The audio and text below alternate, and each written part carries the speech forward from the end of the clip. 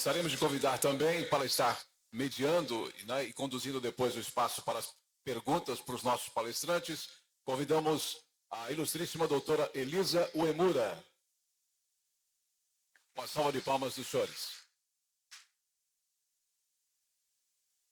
Gente, boa tarde a todos. Novamente, estar aqui junto desse grupo seleto para a gente falar sobre agricultura tropical regenerativa. E depois dessa palestra do Zecão, né, falando como que a gente tem que fazer o manejo, né, a base tem que ser o manejo. E o que nós vamos falar hoje, gente, é um pouco sobre a questão dos regionalizadores, como é que está o avanço do conhecimento e como que a gente pode usar essa ferramenta nesse processo da agricultura tropical regenerativa.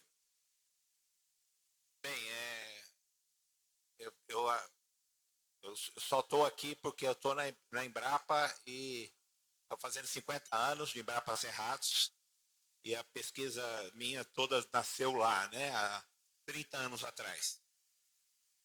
Bem, isso aqui já foi mostrado pelo Pablo, né? É uma publicação recente mostrando quem é que captura a riqueza da agricultura. Então, a gente mostra que, na realidade, e tem outras contas, né? O valor mesmo, no máximo 20% fica com o agricultor, 80% é depois que sai da porteira, né? Então a gente tem que pensar primeiro, né, essa proporção, como é que valoriza o agricultor no processo e também como o país, né? Porque aqui nesse artigo mostra que o norte global é que captura, apesar de 80% da produção agrícola mundial ser feita pelo sul global, o norte global que captura a riqueza desse processo. E a mesma coisa a gente olha aqui a questão do valor bruto da produção, quer dizer, olha a riqueza que a gente gera, né? 1,2 trilhões de reais por ano. E pouco fica exatamente com quem é responsável por essa produção. Ao mesmo tempo, nós somos dependentes dos insumos, de equipamentos, de tecnologia e estamos endividados, né?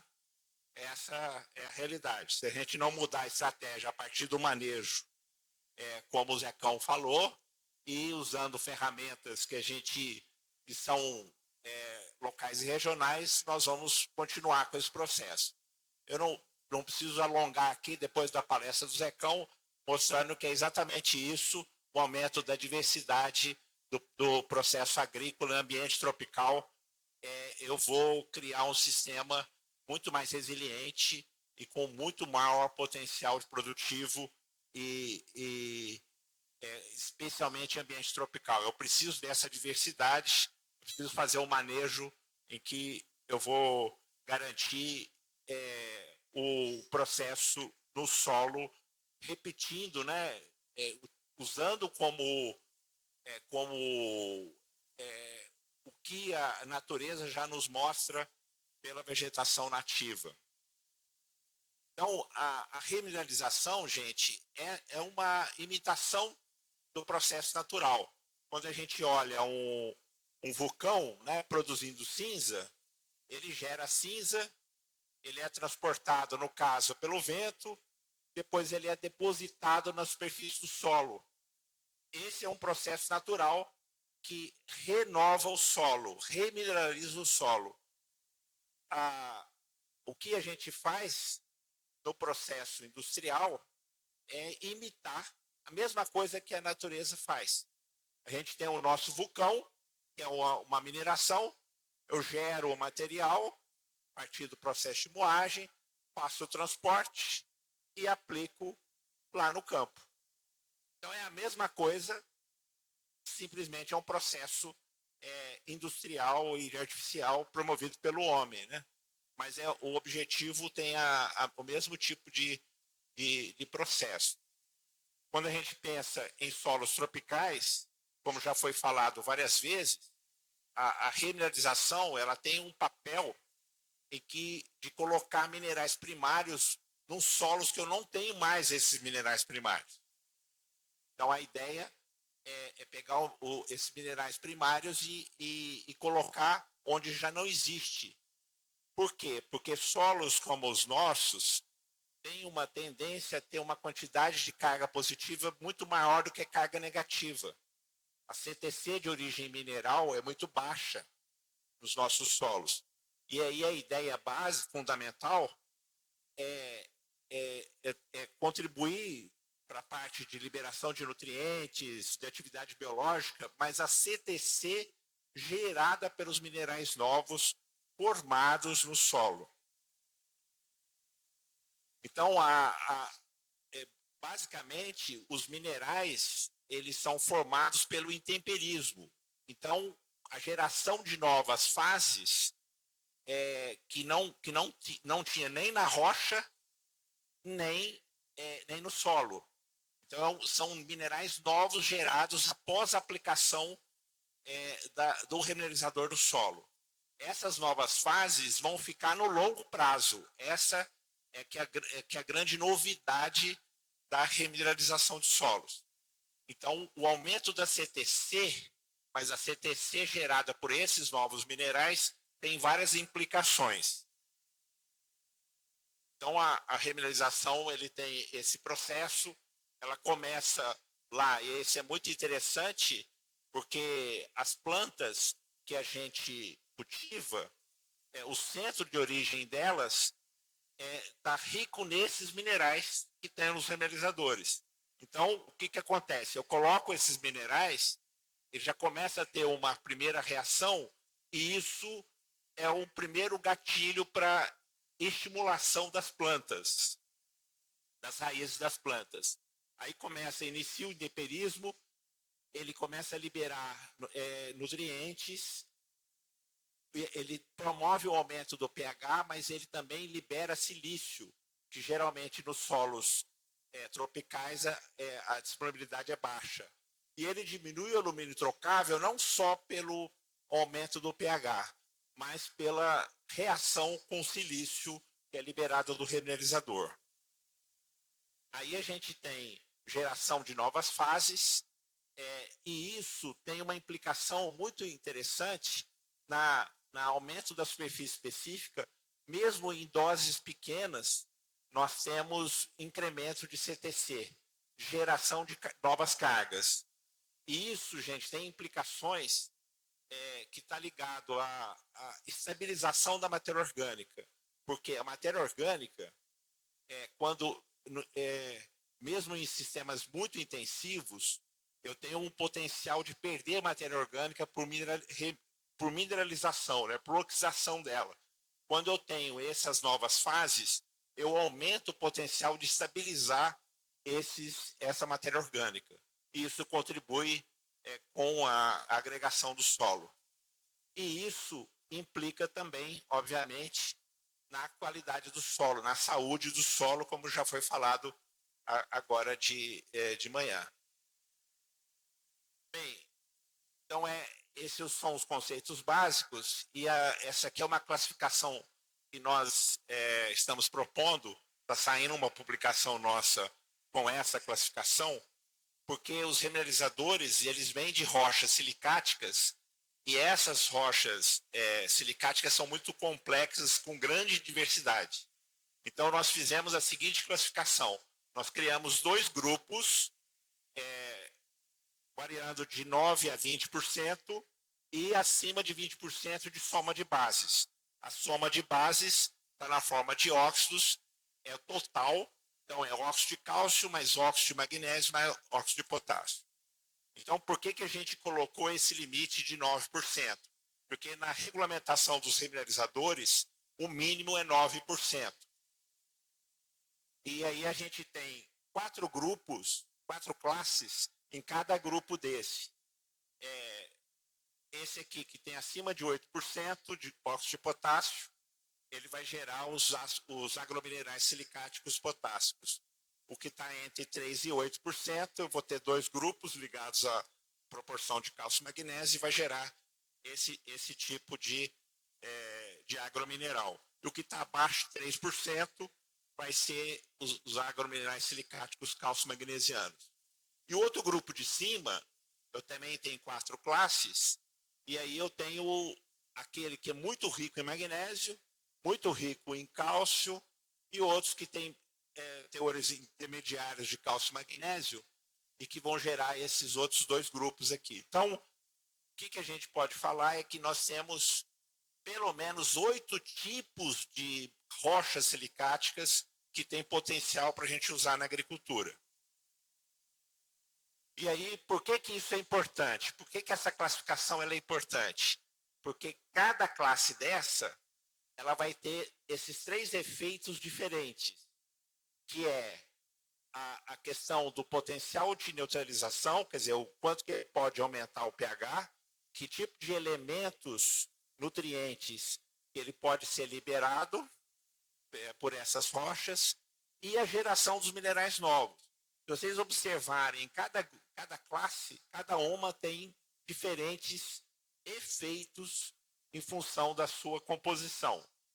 Essa é uma estratégia interessante para a gente classificar de forma rápida uma rocha e prever de uma forma mais rápida que tipo de efeito que essas rochas vão promover. Então, é exatamente isso, né? Dando exemplos, quais tipos de rochas que eu tenho em cada classe. E isso é importante para a gente poder pensar em quais tipos de aplicação que nós podemos prever para cada rocha desse tipo. E aqui o remineralizador, o Brasil foi o primeiro, né? Ele é pioneiro no mundo na questão da regulamentação, criou uma regulamentação própria. Então está ligado à soma de bases, teor mínimo de potássio, colocou limites máximos para elementos potencialmente tóxicos, colocou limite máximo para minerais que são considerados inertes, né? Para que eu vou produzir, transportar e aplicar minerais inertes, então colocou limite máximo. E tem a questão da granulometria. A granulometria, né, é algo bastante relevante. Se eu tiver uma rocha muito boa, mas ela não tiver a granulometria adequada, o material vai ter baixa eficiência. E eu preciso comprovar, para poder registrar um produto desse, eu preciso comprovar a eficiência agronômica. Outra questão importante é como que eu caracterizo. Eu preciso de 3 características que eu preciso ter para eu poder entender que rocha que é, né? Que material que é.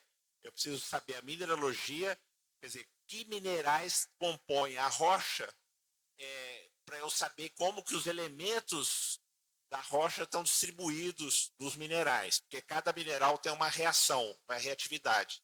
Eu tenho que saber a composição química e tenho que saber a granulometria. Então, são 3 características dos produtos: composição química, mineralógica e granulométrica. Aqui a gente tem uma classificação que nós fizemos sobre reatividade, porque isso aqui é muito importante. A reatividade, eu posso ter uma rocha muito rica em determinado nutriente, como é o caso do potássio, eu posso ter rochas com 15%, esse exemplo aqui, que eu vou dar no próximo slide, eu posso ter uma rocha com um teor muito elevado de potássio, mas reatividade baixa. Então, eu preciso entender, primeiro, qual é a granulometria que tem que ser gerado o produto e esperar qual tipo de resposta que ele vai ter. Então, eu tenho os que são muito reativos, baixa reatividade e muito baixa reatividade. Então, aqui a gente tem a granulometria esperada. Vocês podem observar que a granulometria indicada para esses produtos é muito fina, para ser bastante reativo. E nós não temos isso ainda no mercado. Nós estamos aguardando tecnologias para melhorar a parte de moagem das rochas. Então, aqui o exemplo, né? Dando exemplo, o basalto é uma rocha vulcânica, tem uma grande diversidade de minerais, que é um exemplo. Cada mineral desse fornece alguns nutrientes. E eu tenho minerais, inclusive, que não são silicáticos. Quase todas as rochas têm apatita, mesmo em quantidade pequena, mas tem apatita. Esse aqui é um outro exemplo, que é uma rocha metamórfica, que também tem uma grande diversidade de minerais e uma reatividade totalmente diferente uma da outra. Então, gente, eu tenho 3 efeitos diretos. O mineral primário, ele reage em condições com água, atividade biológica, ele vai gerar novas fases minerais, liberar nutrientes e aumentar o pH. Então, esses são os 3 efeitos. E liberar nutrientes e aumentar o pH, a gente tem de outros insumos. Mas formar minerais novos, essa é a grande novidade dos remineralizadores. Aqui, para mostrar para vocês, ó, o exemplo, eu tenho uma rocha, o basalto, quase todo o cálcio e o magnésio, ele está em minerais de alta reatividade. Quando você vai para algumas rochas, como essas rochas potássicas, eu tenho aqui 12,3% dos 14,5%, 12,3% é de liberação lenta. Só 2,2% é de liberação rápida. Então, por quê? Porque eu sei que, na realidade, o potássio está em várias fases. Apenas 2,2% é de liberação mais rápida. Então, a gente tem que tomar cuidado com a questão do teor total. O teor total não necessariamente é aquilo que a gente consegue obter no curto prazo. Agora, como é que essas fontes são disponíveis no mundo? A gente tem elas em grande quantidade? Gente, são as fontes mais abundantes do planeta para a gente poder usar na agricultura. Olha a distribuição no mundo. Isso aqui foi um banco de dados que que é público mundial, a partir de 500 mil dados de entrada de composição de rocha. 500 mil dados de rocha. Então, e no mundo inteiro, né? Olha como é que está distribuído. Na realidade, a gente tem em grande abundância. Ele tem, assim, comparado com o calcário, 5 vezes a abundância do calcário. Só para a gente ter uma noção de potencialidade, né? E é bem distribuído espacialmente, né? Próximos das áreas agrícolas. Isso aqui é o primeiro trabalho que nós fizemos em 2018, com a parceria ainda Embrapa e Serviço Geológico, onde está em vermelho, está mostrando onde tem as fontes disponíveis próximas das áreas agrícolas, mais próximas das áreas agrícolas. Quando a gente olha aqui no Mato Grosso, né, tem um vazio, mas nós temos um potencial bastante elevado aqui no Mato Grosso. E só para mostrar para vocês, né, se vocês olharem esses pontos, que são os pontos das fontes que estão atuais, vocês podem ver que a maioria cai nessas áreas exatamente que estão mais vermelhas, né? Que é uma coisa de se esperar, né? Você gerar um produto tendo um mercado. Isso aqui é um trabalho muito recente, feito por uma equipe da Universidade Federal do Mato Grosso, mostrando aqui à esquerda o potencial que a gente tem hoje, geração de fontes, que são esses 2 mapas aqui à esquerda, né? E esses 2 aqui à direita, que a gente tem o que pode ser desenvolvido futuramente. Nós temos uma quantidade muito grande de rochas do Mato Grosso,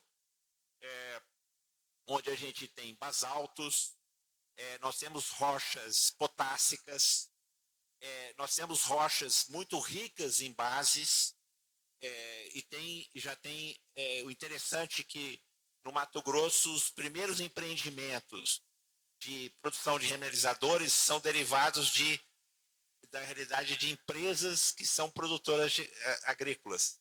Então, na realidade, são empreendimentos ligados à agricultura. Os próprios agricultores estão desenvolvendo essas soluções. Então, aqui é a métrica que nós temos, né? Nós temos 109 produtos registrados, 79 são remineralizadores, 25 são fertilizantes, e tem 5 materiais secundários.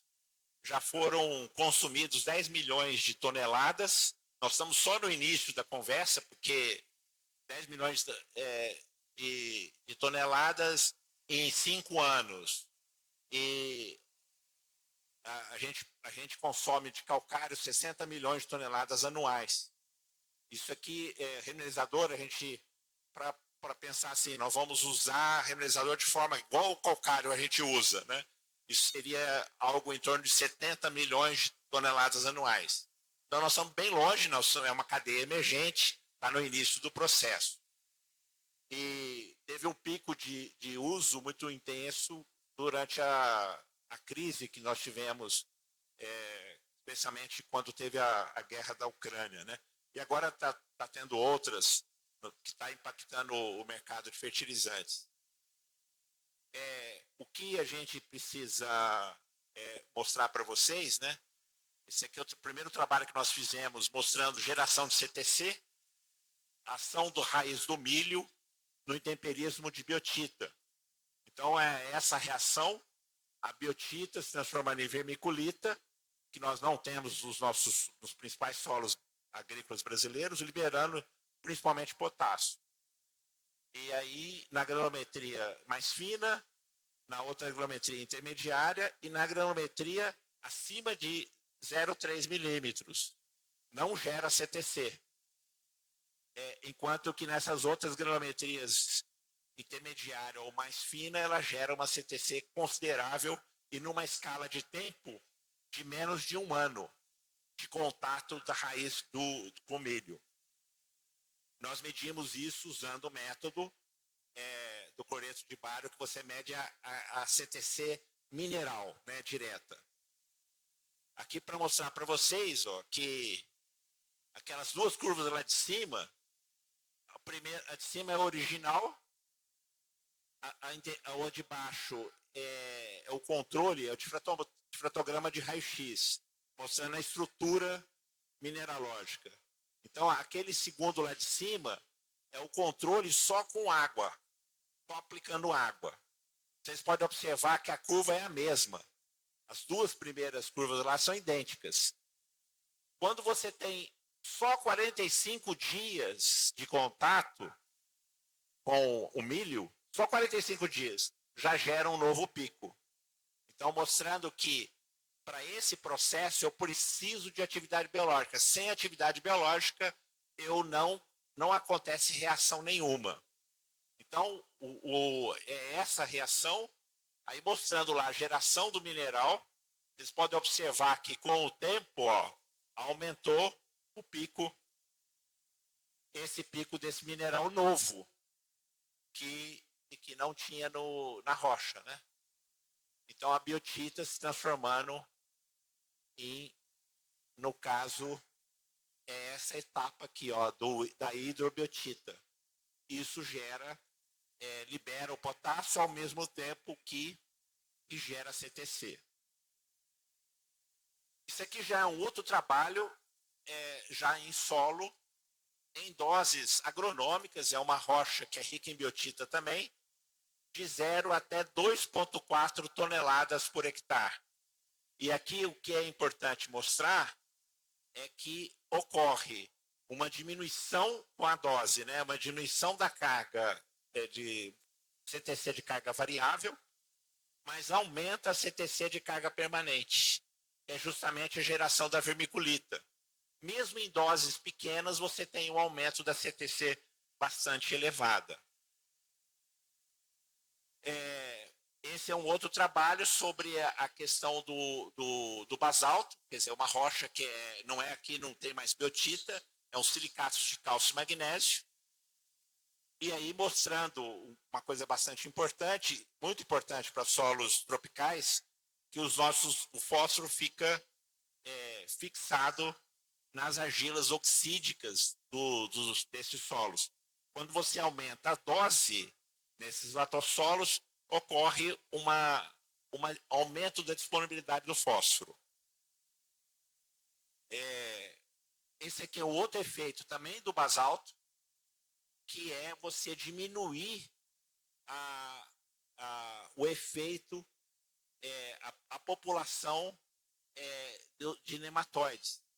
É bastante incrível, né, o estudo que foi feito mostrando a diminuição considerável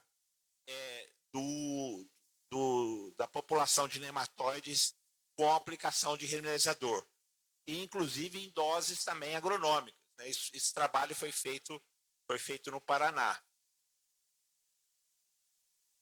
A outra questão importante é o seguinte: quando eu tenho atividade biológica, o que eu gero? Eu gero substâncias úmicas no processo quando eu tenho atividade biológica. E isso aqui foi feito um trabalho onde aqui, dose zero, depois as doses maiores, até 2,4 toneladas por hectare, mostrando que quando tem atividade biológica, eu gero essas substâncias úmicas, eu tenho na realidade um aumento da eficiência de uso de nutrientes. Eu posso fazer isso pelo manejo, através das plantas, mas eu posso também usar um bioinsumo ou mostrando também que eu incremento o potencial de, por exemplo, uma coisa aqui, ó, aquele fósforo que eu aumento, que eu libero do solo, não necessariamente é absorvido pela planta. Quando eu tenho atividade biológica, eu tenho a absorção do fósforo com bastante eficiência. Então, mostrando que a interação desses processos ela aumenta a eficiência. E o fósforo não é da rocha, o fósforo é do solo. Isso que é importante. Um efeito indireto. Outra questão que é fundamental é que a gente sempre nos micronutrientes, a gente olha para apenas alguns micronutrientes. Só que a gente tem a tabela periódica. Por exemplo, alguém já ouviu falar que vanádio é micronutriente? Então, agora estamos falando que vanádio é micronutriente. E a gente tem nas rochas. Vários elementos que tem nas rochas, a gente pode ter em quantidades pequenas que pode contribuir também para a nutrição. E simplificar, em vez de a gente simplificar usando só alguns nutrientes, a gente pode usar micronutrientes que estão nas rochas. Quando a gente olha essa questão da falta de micronutrientes, observar que no ambiente tropical, e o Brasil dentro dessa região, sempre tem deficiência de micronutrientes. E aí a gente os técnicos aí mostrando exatamente isso. Cada rocha fornece, no caso aqui do experimento foi com alface e arroz, fornece micronutrientes.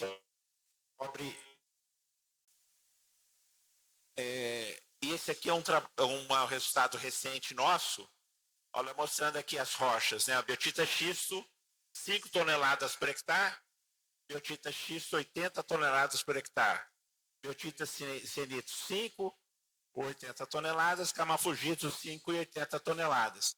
Olha que interessante aqui, no controle, eu tenho uma CTC medida, né, pelo método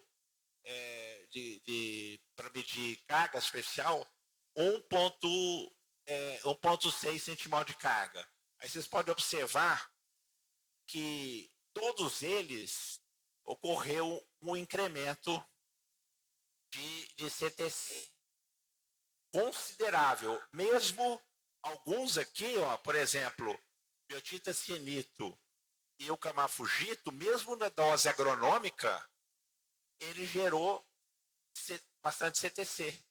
Aumentou uma quantidade de CTC considerável comparado com o controle. Mesmo com doses agronômicas. Olha lá, e não houve muita mudança da dose mais baixa para a dose mais alta. Isso mostra que mesmo em doses pequenas, eu posso incrementar a CTC, e isso é uma quantidade muito grande de CTC olhando para solos tropicais.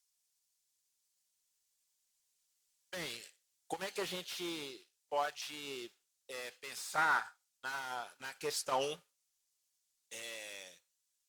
questão de como que a gente estuda essas fontes de uma forma mais rápida, né?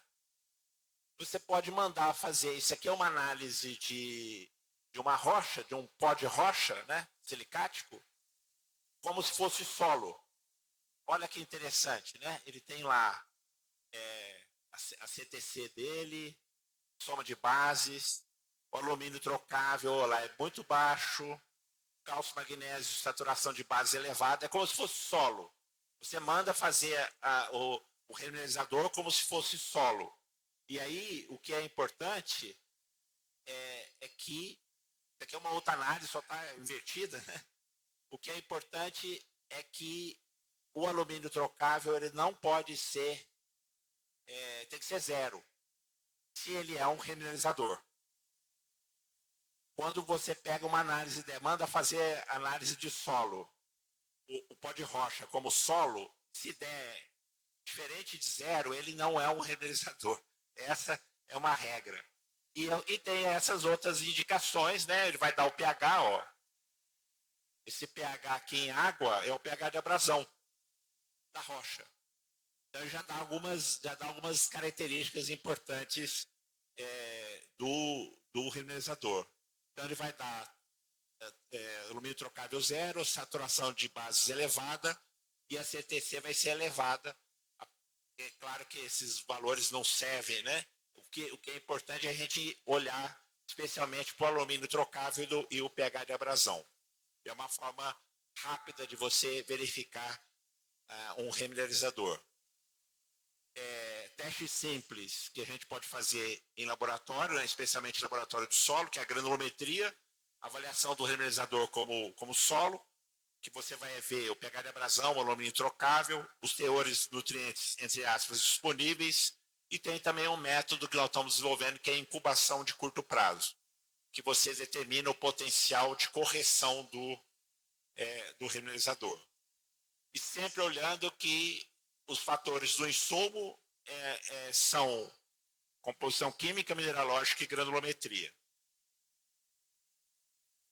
Aí, se a gente quiser estudar potássio nas fontes, a gente faz esse método aqui, que é o extrator do ácido tartárico para o potássio.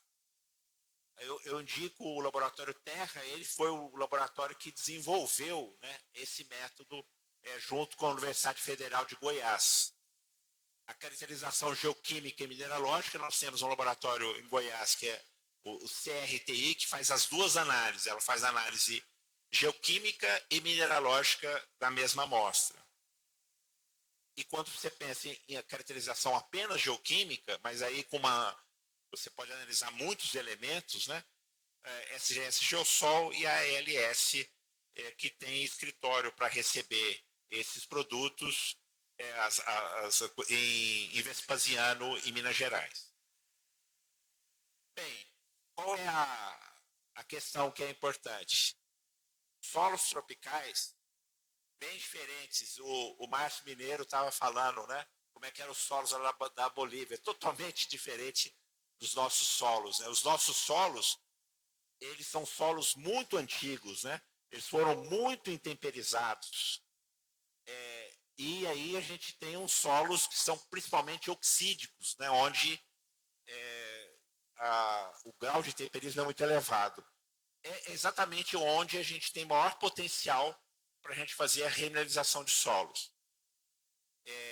E é exatamente essa de colocar minerais novos, primários, ricos em bases, justamente para você remineralizar o solo.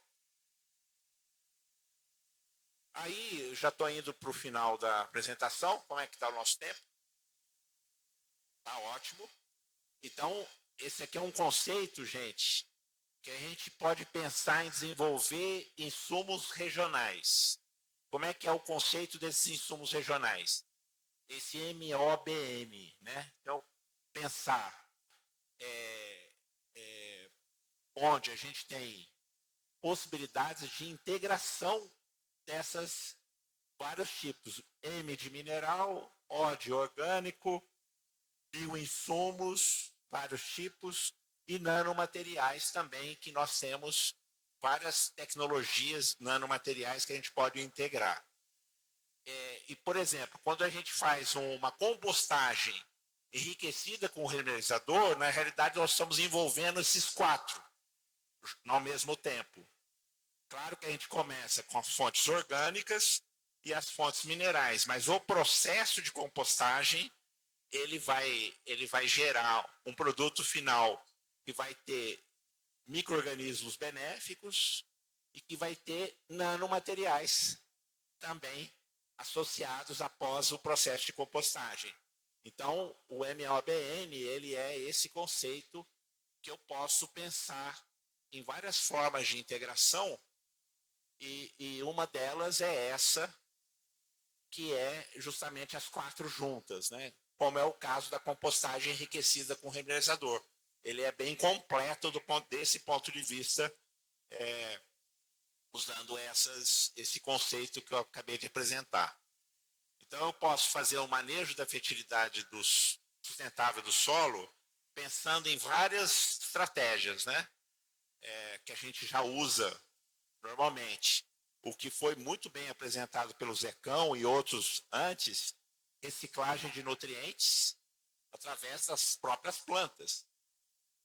Uso de biofertilizantes, processo de compostagem, inoculantes, solubilizadores e bioestimulantes, que são os bioinsumos, e outros fertilizantes naturais, e fontes orgânicas de uso direto. Eu posso fazer isso tudo, né? Nós temos essas ferramentas disponíveis.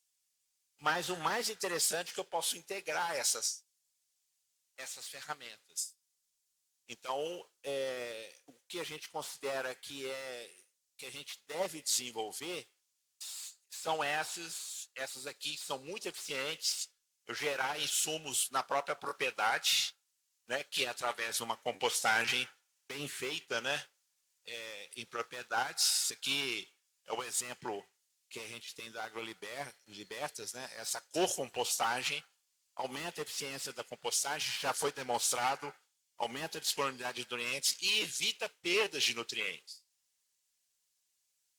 E esse outro processo aqui, isso aqui eu quero chamar a atenção para o Mato Grosso, porque nós temos uma quantidade muito grande de confinamentos.